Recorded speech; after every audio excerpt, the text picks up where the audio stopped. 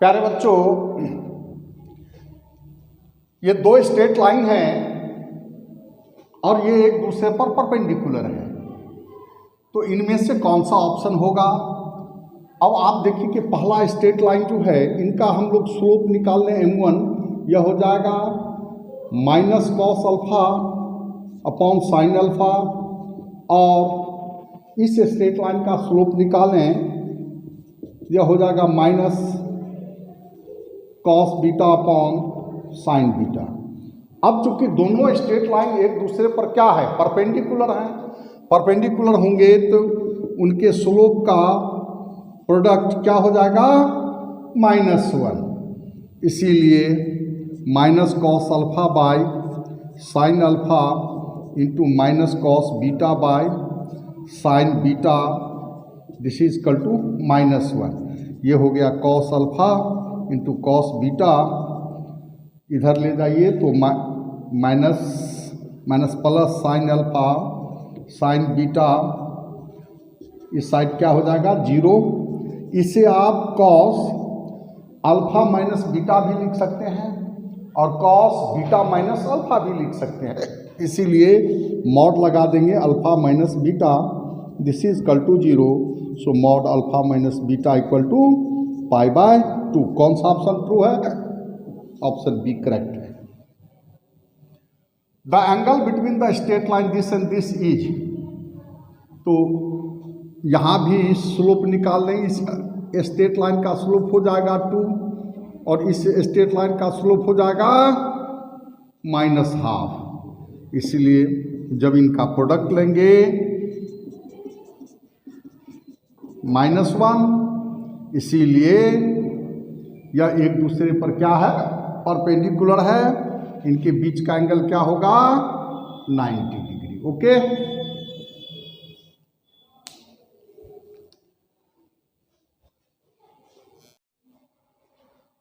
प्यारे बच्चों, the equation of the straight line passing through the point -54 and which cut off an intercept of √2 units between the line this and this is, इनमें से कौन सा है। अब आप देखिए कि स्ट्रेट लाइन x + y + 1 = 0, ये स्ट्रेट लाइन है और इन्हीं के पैरेलल ये लाइन है, इनका इक्वेशन है x + y - 1 = 0।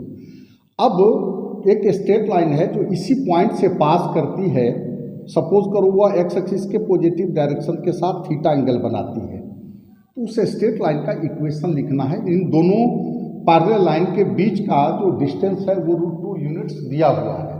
तो आप तो जानते ही हैं कि x = x1 + r cos theta, x1 हो गया -5 प्लस r यहाँ √2 cos थीटा, r की वैल्यू √2 गिवन है, y कोऑर्डिनेट हो जाएगा 4 + √2 साइन थीटा, और ये पॉइंट जो हैं बी पॉइंट जिनके कोऑर्डिनेट x और y माना मैंने, या इसे स्ट्रेट लाइन पर लाइन करके इसलिए इसको सेटिस्फाई करेगा।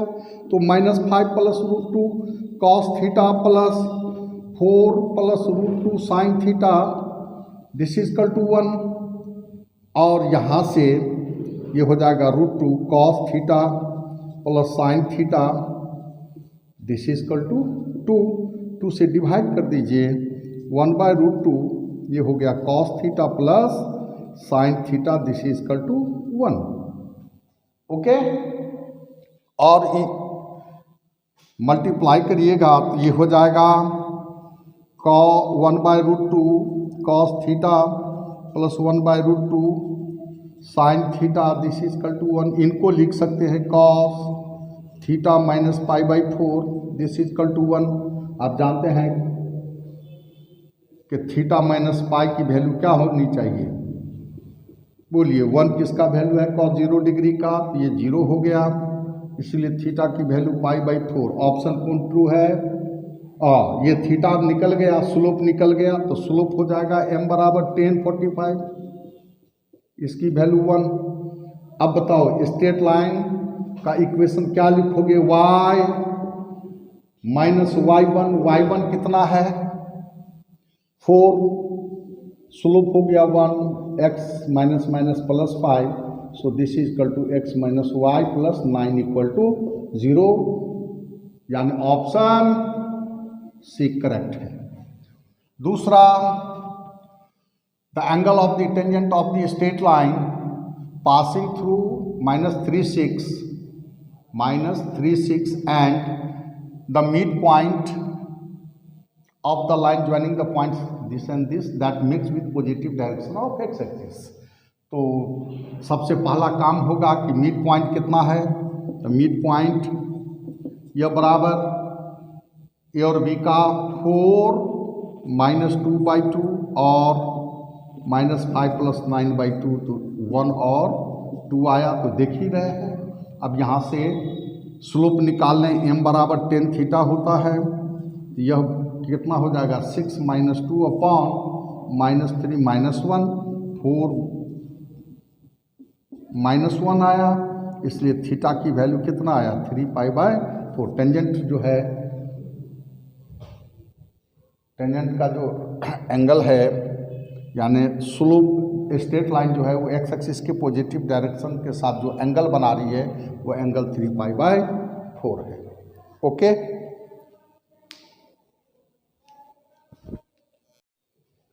डियर स्टूडेंट्स, प्यारे बच्चों, ये क्वेश्चन है the larger of two angles made with x axis of a straight line drawn from the point 1 2 so that it intersect x + y = 4 at a distance √6/3 from point 1 2 इस इनमें से कौन सा होगा। सपोज करो कि 1 2 पॉइंट लिया और इनसे जो स्ट्रेट लाइन पास कर रही है वो मान लो एक्स एक्सिस के साथ थीटा एंगल बनाती है और इनसे √6/3 यूनिट डिस्टेंस पर एक स्ट्रेट लाइन पास कर रही है जिन x + y - 4 = 0। इनसे ये इस पॉइंट पर मिलती है। अगर ऐसे पास करती होगी तो सपोज करो r पॉइंट पर मिलती है, ये और ये लेंथ जो है वो इक्वल है, ऐसा हो सकता है। तो जाहिर सी बात है कि हम मान लो कि इस पर जनरल हम पॉइंट x y लें तो क्या लिखेंगे, x बराबर लिखेंगे 1 प्लस आगे के लिए। अब सवाल है कि 0 0 रखेंगे, जब इसमें पुट करेंगे तो -4 आएगा <0, और 1 2 रखेंगे तो -1 होगा, वह भी <0। यानी इस लाइन के ये पॉइंट और ये पॉइंट सेम साइड है। तो क्या लिखेंगे √6/3 cos थीटा, और y कोऑर्डिनेट क्या लिखेंगे आप 2 + √6/3 sin थीटा। अब ये पॉइंट जो है कहाँ लाई करती है, x + y - 4 = 0 पर, इसीलिए क्या लिखेंगे 1 + √6/3 cos theta plus 2 + √6/3 sin theta, this is equal to 4। ये हो जाएगा √6/3 कॉमन ले लेंगे cos theta plus sin theta, और 4 - 3 = 1। यहाँ से हो गया cos theta plus sin theta 3/√6। बच्चों 1/√2 से अगर मल्टीप्लाई कर दें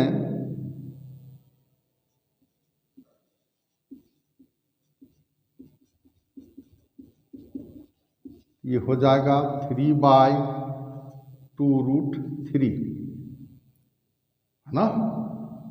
√2 से मल्टीप्लाई √12 हो जाएगा 2√3, इससे ये कैंसिल हुआ। इसको लिख सकते हैं cos थीटा - π/4 = ये हो जाएगा √3/2, और ये हो गया cos पॉजिटिव होगा किस किस क्वाड्रेंट में, फर्स्ट में और फोर्थ में, इसलिए थीटा - π/4 यह या तो π/6 होगा और -π/6 होगा। तो थीटा इक्वल टू क्या आया π/4 प्लस π/6 और π/4 माइनस π/6। तो यहाँ देखिए ये हो जाएगा इक्वल टू 5π/6 और 5π/12 सॉरी और π/12। तो बच्चों आप बताओ 5π/12 कितना डिग्री? ये तो 15 डिग्री।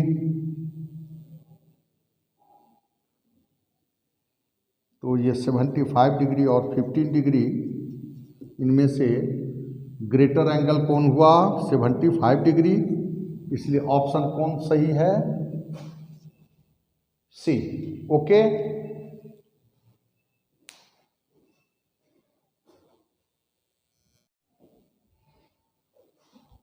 प्यारे बच्चों, क्या कहता है? Equation of the straight line cutting off and intercept two from negative direction of the axis of y and inclined at 30 degree to the positive direction of x axis. तो slope intercept form को जानते ही हैं, क्या होता है? y equal to mx plus C. तो negative y axis के साथ टू इंटरसेप्ट काटती है, इसलिए c का वैल्यू हो गया -2, और यह x एक्सिस के पॉजिटिव डायरेक्शन के साथ 30 डिग्री इंक्लाइंड है। तो यहाँ m जो हुआ 10/30 1/√3, इसलिए वैल्यू सब्सटीट्यूट करिए तो y equal to 1/√3 x -2, so √3y equal to x -2√3। क्या लिखेंगे आप?